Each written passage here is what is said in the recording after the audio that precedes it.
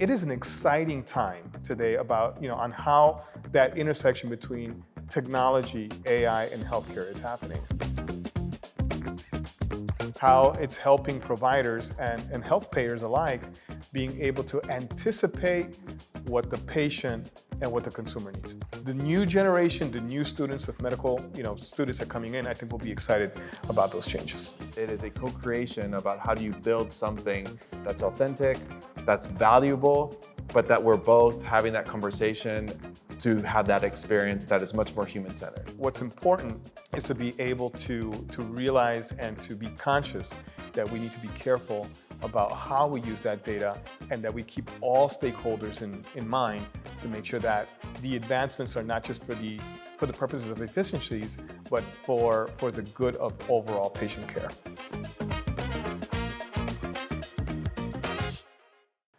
Welcome back to the Future Human Experience. I'm Eric Rodriguez, and I'm so excited for our guest today, Washington Covena, a fellow amigo, compadre, leader in our community. Washington, thank you so much for being here on the Future Human Experience. Gracias, Eric. Thank you for the invitation. I know it's been a long time coming, but I'm excited to be here today. Thank you for the invitation. Yes.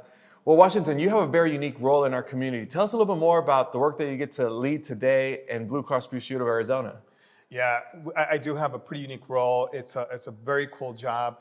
As you know, I work for Blue Cross Blue Shield of Arizona, and specifically, I am in charge of creating services and solutions for K-12 market, for municipalities, and for other towns and other public sector groups.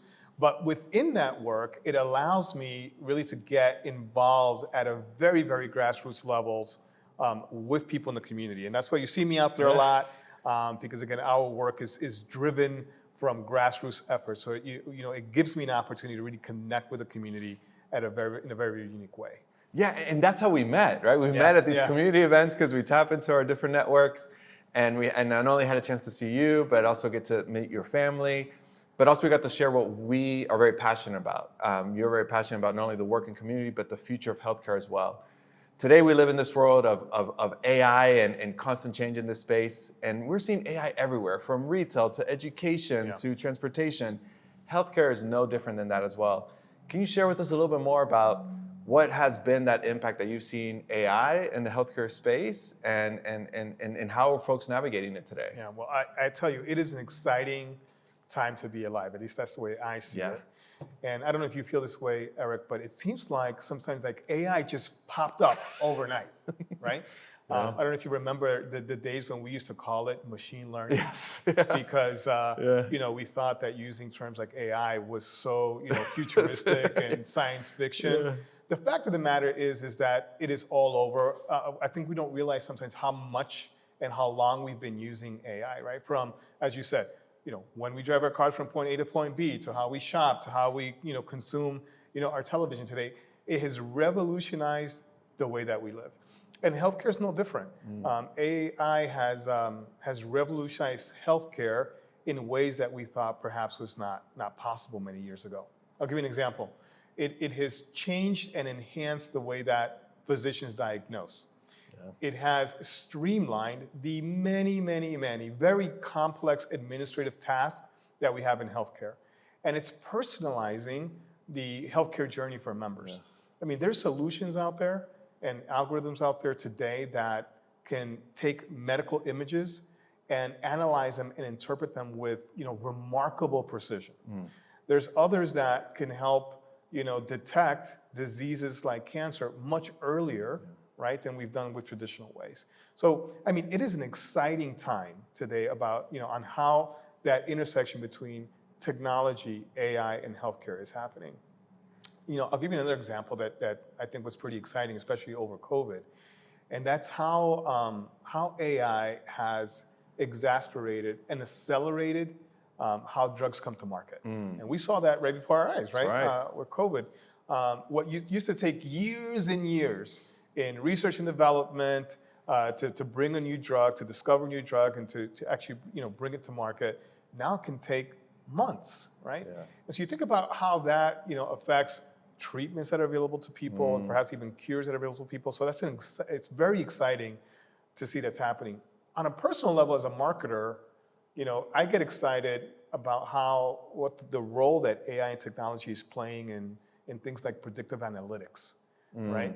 How it's helping providers and health payers alike being able to anticipate what the patient and what the consumer needs. That is very, very cool stuff. Yes.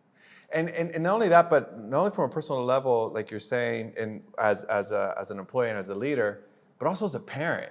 Yeah. Like I get so excited about what the possibilities are for our families and for the next generation. As someone that's doing the work in the schools, you even get to see that as well, right? It's like, wow, what does the future of healthcare look like for them? It's much more personalized, much more, I would even say human-centered, right? Today, when I get to interact with a provider, they probably know a little bit more about me because they know my name, they know my family, they know my treatments. It's not just a blind experience or an experience that just came out of nowhere. It is a much more human-centered, at least the possibility of that is there. No doubt. How these providers, how these organizations make sure that we do that premium experience is so rewarding today. And to you and me, that might seem like a cool new experience. But for our kids, like you're saying, that's going to be their base expectation, right? That you go to your physician and they know who you are, they know your history, they can provide very personalized care. That is going to be the base expectation of the next generation. And so, AI and technology in general, I think will really help to accelerate that. And in addition to that, I think what it'll do also is to really get kids excited about coming into the healthcare field. I mean, think about that. There's a lot of people that have left practicing medicine because of all of the cumbersome and clunky work that they have to do with, the documentation and such. I mean, we've spoken with physicians that have said, look, I went to school all of those years so that I can, spend time with my patients, but I spend 80% of my time documenting charts and records. But, technology is helping physicians, really spend more time with their patients and really do what they love to do, which is to care for people. The new generation, the new students of medical, students that are coming in, I think will be excited about those changes. So yes, I agree with you, Washington. That excitement, that base layer, basically performance that we're going to have, that experience that we're going to have with our doctors is going to be absolutely premium experience. And I agree with you. It doesn't mean that these processes were invalid before. They were just as important. The documentation was just as important. And now AI is helping us not necessarily eliminate them, but streamline them. They're still getting done, but they're getting done in a much more efficient way, in a rapid way, so I could, as a physician, go and be much more serviceable to my patient, to my community, better understand them, and that's wonderful.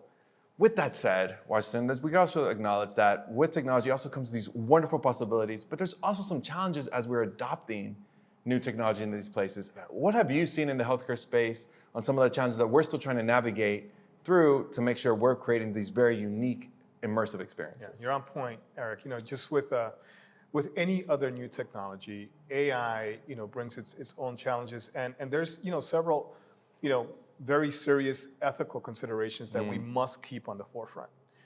Specifically, data security, right, or data of the privacy of our data, security in general, and even AI algorithm biases, right, that perhaps can affect the way that the patient journey occurs and how we interact with those systems. And so, as leaders in the healthcare system, we need to be conscious, right, about those very, very important things: security, data privacy, and then also those potential biases within those algorithms. When I think about the human and AI collaboration, or human and technology collaboration, especially as it relates to decision making in healthcare, we need to always continue to have discussions around how AI integrates into healthcare in a very responsible way. Right? Yeah, and that becomes that human piece, right? So that human piece is needed today more than ever. At times, when we talk about AI adoption or technology adoption, we think that we're removing the human from the experience. If anything, we are trying to empower the human in this experience. That's right. And I don't think we should ever think that AI in any way is going to replace doctors or nurses, for example. but it will empower them, right? It will be a tool that enhances the human experience, as you mentioned, allowing healthcare professionals to just be more efficient and more effective with their patients and to do what matters most to them, which is to care for their patient. Absolutely. I mean, I still remember the days that not too long ago, right, that my healthcare provider or my health experience was I was spending more time in the waiting room than with the actual provider.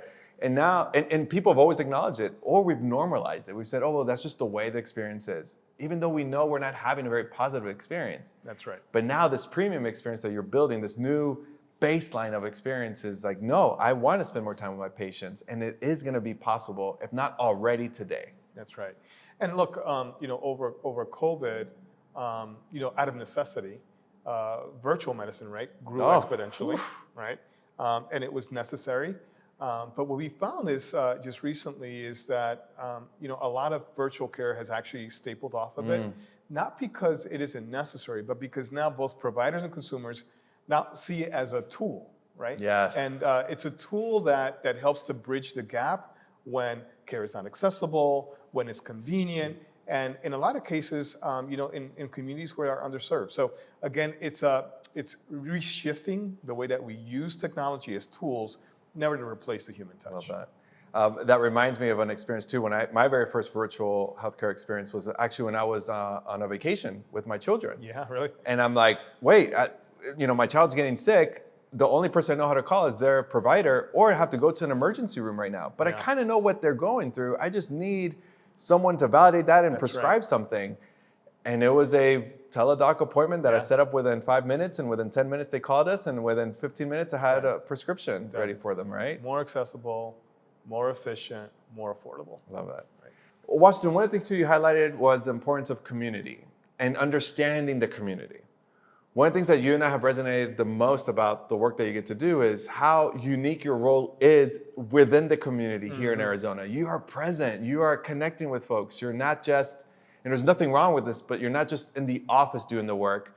You're in the community informing the work that you do in the office. Right. Tell us a little bit more about why was that important for this organization to do something like that? Because I think it's very unique in how y'all are building services for the current generation and the next generation. Yeah.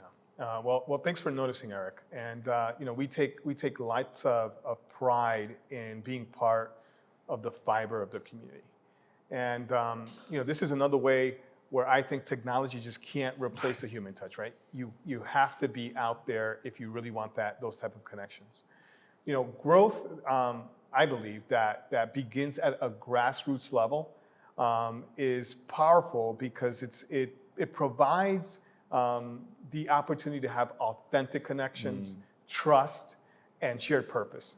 In the work that we do, we focused on creating meaningful engagements, not just by broadcasting messages out in the community, but by listening to the community, by understanding their needs and offering solutions that resonate. That means fostering relationships that build credibility by allowing momentum to build growth organically, by providing value that's consistent, whether it's through education, whether it's through support, whether it's through collaboration. That's what creates long-term impact, not just short-term results. That has been our approach. And that stands out. It's an outlier today because sometimes either in corporations or organizations, we're looking for the immediate results in the next quarter or so. What you all have said is we will get those results. It will happen in time, but we have to put the investment in there, and it starts from the bottoms up, not from the top down. And that has been personally the best way of even using technology too. When you're deploying a service, it doesn't mean technology doesn't play a role in how we're going to provide these services, but how I get to understand the community, know the community. Now I could not easily implement, but much more easier implement a solution or a service that's relevant to that community using a certain technology stack that might not be as relevant for another community, but I know this community so well. With that said too, though, you also have a very unique network too, that even though you're here in Arizona, you still learn from other networks and other communities that also inform you about what you could do today, and also you're doing the same for them as well. Is that correct? That's right. The Blue Cross Blue Shield of Arizona Health Plan is one of several around the country, and so we do collaborate together, and we do that specifically in public sector. I'll give you an example of how I think being part of the community, especially in the market that I work with, I think has been really impactful. One of the ways that we do or we take this approach is by partnering with school districts to help them advocate for many of the goals that they have. One of them specifically being helping students be ready for the workforce. So, we don't believe that one size fits all. So we've sat with administrators. We've listened specifically to their needs of their district. We've identified ways for us to support them and to support their efforts. And those type of initiatives have allowed us to then co-create solutions for them. I'll give you an example. We're working with a school district in the West Valley where we're helping students expand their perspectives on careers in healthcare beyond just clinical roles. Yes. Right? Because when students think about healthcare, most of the times they're thinking about, am I going to be a doctor? Am I going to be a nurse? But the programs that we're creating are allowing young people to think through healthcare in ways that are not traditional. So can I be an administrator? Can I be an underwriter? Can I be an actuary? Can I work in information technology services in the healthcare field? Blue Cross Blue Shield of Arizona, I see our company as a STEM employer. Yes. Because we have all of those type of careers, right? So these initiatives give students a more clearer vision of their potential career paths that empower them to make informed choices about their future. It's one way, again, that we bring value to the community, specifically to school districts, to be able to partner with them. Well, what resonates with me, what you just shared with me, is that this is a co-creation era. Right. Yeah. Right? I mean, the way that healthcare is going to be in the future is a co-creation experience. It is not this is what this provider wants or this is what this patient wants. It is a co-creation about how do you build something that's human-centered, that's authentic, that's valuable, but that we're both having that conversation to have that experience that is much more human-centered. Yeah, I guess it goes without saying for any business that's trying to grow is if you're creating solutions without hearing your audience, right, and the folks that you're trying to collaborate with, then you're probably not going to be very successful. So you have to be in the mix, you have to listen, and then you create. Wonderful. So with that said, Washington, in this co-creator era that we're in of healthcare, that's very exciting with all the possibilities, and we've highlighted some of the challenges as well. But we're also in this data-centric era too, right? That there's data being shared all over the space.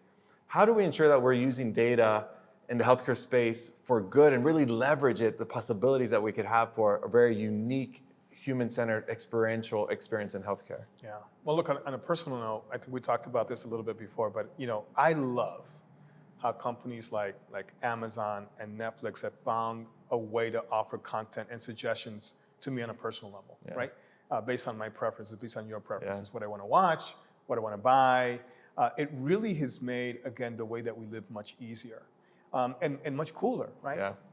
But in healthcare, data has the potential to save lives. That's just cool. It has the potential to save lives and improve patient outcomes and to revolutionize the way that we deliver healthcare.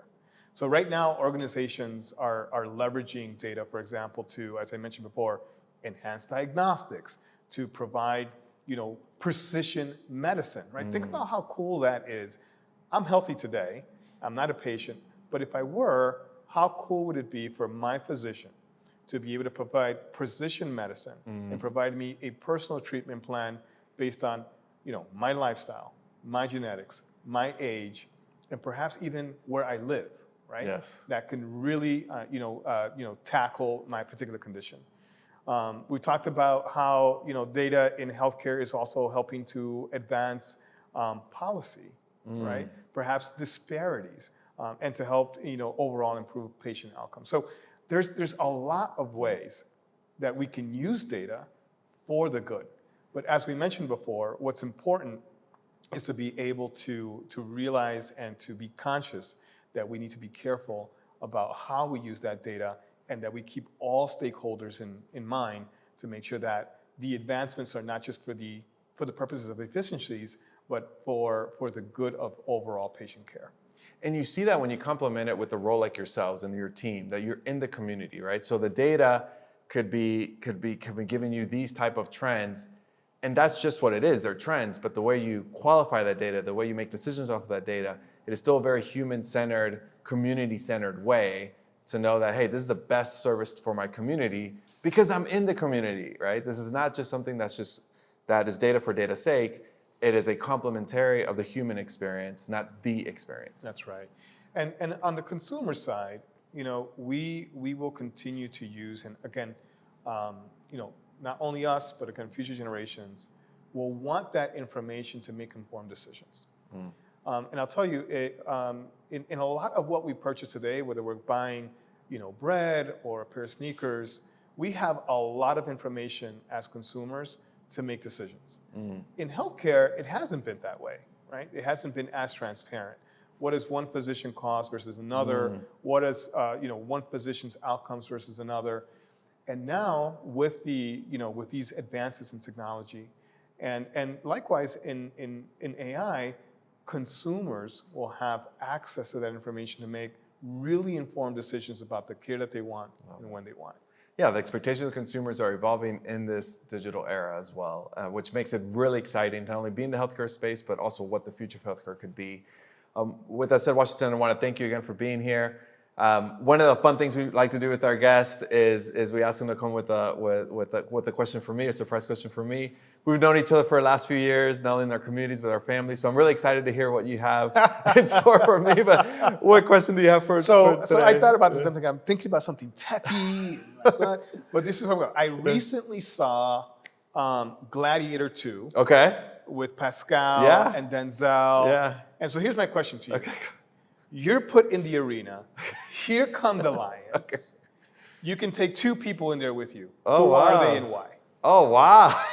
The backstage is like, who would I take? I see the lions coming into me. Oh, man. I would take The Rock with me, one. Okay. I just think he's, just with his experience in not only films, but in wrestling, I think that'll be a really good one. And then, actually, surprisingly, I might take someone that believes in time travel. I think that would be really cool. Like, I'm thinking of Christopher Lloyd. For some reason, I'm thinking about the flux capacitor, but that would be also pretty fun. Like, if The Rock can't help me navigate it, it'll be someone that hey, how do we reset this? Or how do we pause this, right? Yeah. Or how do we take this to another multi-dimension? So someone that studied that, maybe. Yeah, I love it. That would be pretty cool to have that person in the arena with me. Say all right, how are we going to get out of this situation? But yeah, those would be the two folks. I love it. That is right on point with Eric, where your heart and your mind is. Let's get some technology in there somehow. I love it, man. Cool. Well, Washington Covena, again, thank you so much for not only the work that you get to do in the community. Thank you for being a wonderful friend and a mentor for me and my family. Man, I'm going to try not to get emotional. Your work has not only impacted the work that we're trying to do with this podcast, but the possibilities of what we could see when we drive really human-centered future. And your work is a reflection of that. Your leadership is a reflection of that. Appreciate that. And I'm just so grateful that you could be on this platform to share with everyone your story and your vision of the future. Just thank you again for being part of the Future Human Experience today. I appreciate you, buddy. Thank you. Thank you. All right. Hey, everyone. This is Eric, the host of the Future Human Experience. The reason why this podcast was created was to be a platform for others to really bring these conversations to life. So if you're enjoying this content, please like and subscribe. It will really help our channel and expose these ideas for others. Thank you.